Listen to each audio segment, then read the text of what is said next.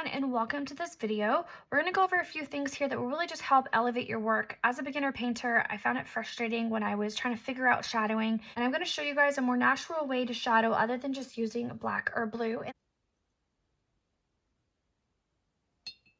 So this side over here is I'm going to show you how to shadow with our blue. And the reason why I chose blue is because it's reflective of the sky. So underneath, I'm going to have my light source be in the middle. So I'm going to put down my blue.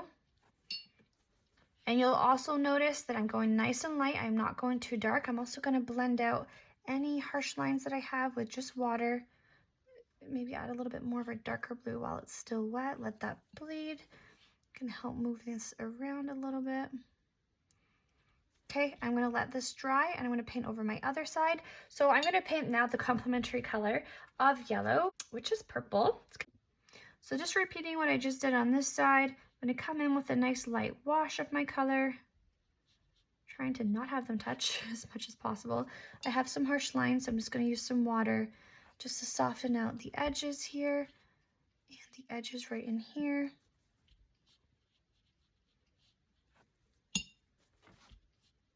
Okay, so now that I have these down, I want to let this dry, and this is the underpainting part of our... So just repeating what I just did on this side, I'm going to come in with a nice light wash of my color, trying to not have them touch as much as possible. I have some harsh lines, so I'm just going to use some water just to soften out the edges here and the edges right in here.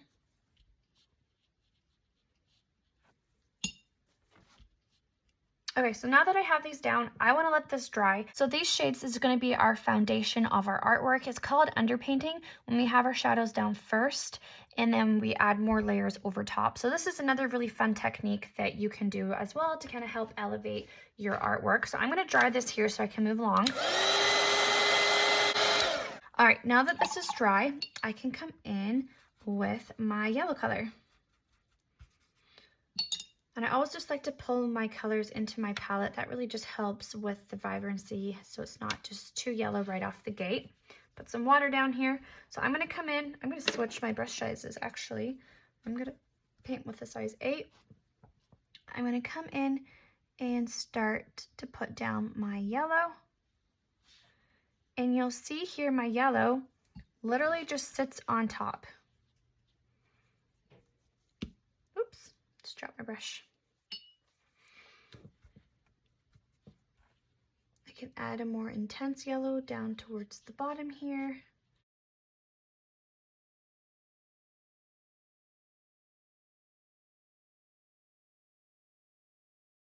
So you'll see here now I have a more realistic lemon color just because of one, I've done the underpainting, and two, I've not mixed with gray. With the blue, it can be a lot harder to kind of hide and let that blend in. But for the purple side, you can already tell that it's really helping just create a really nice shadow. It's not dulled down my color at all. If anything, it's really helped it create that curved look of the lemon and elevated this piece of artwork that I have painted. So the next thing I'm going to show you guys is this one over here. We're going to be talking about layering in Alla Prima, similar to what we have just done with the underpainting. So now coming over this side, I'm going to be showing you that layering technique with the underpainting, where we're going to be putting down our shadows first.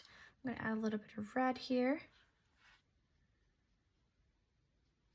for our little blueberry. I'm going to let this dry, and then I'm going to paint it my blueberry color. I'll even come up and just shadow over here. Okay, I'm going to let this dry.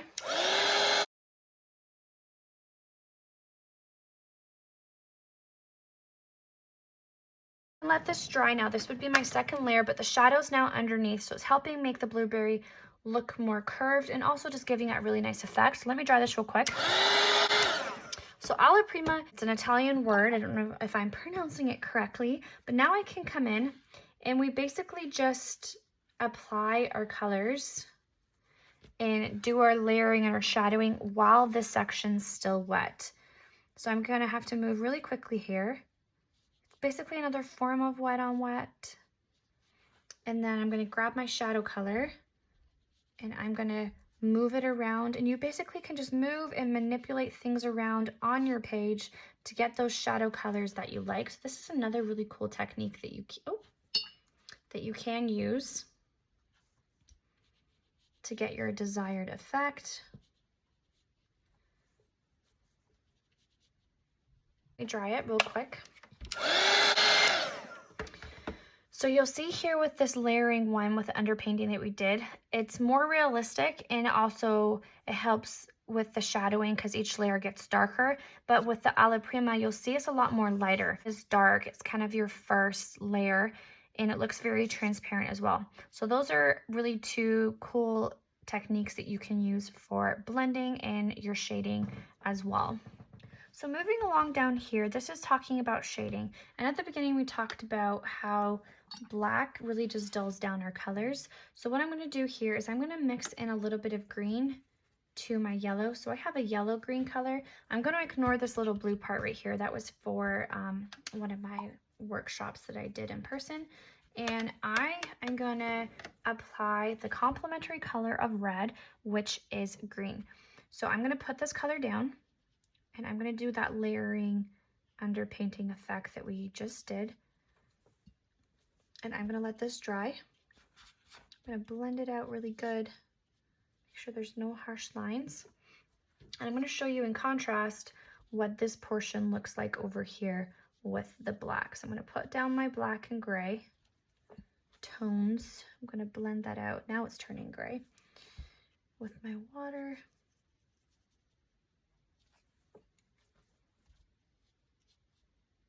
And I'm going to dry these.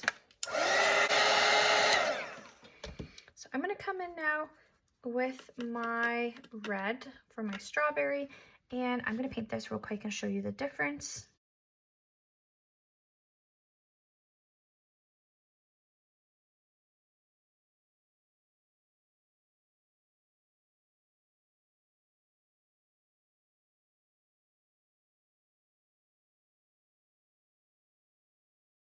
When I first started painting, in my head I'm thinking, why would you shadow with green? That doesn't make sense. Green and red would not go well together, but that's just color theory. I do know from experience now that shadowing with the complementary color will definitely elevate your work. You can see here that it's not dull. It's able to keep that transparent layer so it just looks nice and light and airy. And then over here, it does just look dull. It kind of takes away from the vibrancy of that red, whereas this, it feels like just kind of elevates it. So I definitely recommend getting familiar with the complementary colors because it really will help. So overall, I hope that you learned the techniques of underpainting, shadow with the complementary color, and also with blue because of the reflective aspect. I also hope you enjoyed the section right here where we talked about our layering and how it helps with the shadows and getting layers darker versus more area where we can move around and manipulate our colors. And then also down here with the shading portion, how painting with complementary colors will just make your painting feel more real and more vibrant. I hope that you had fun learning, and happy painting, friends.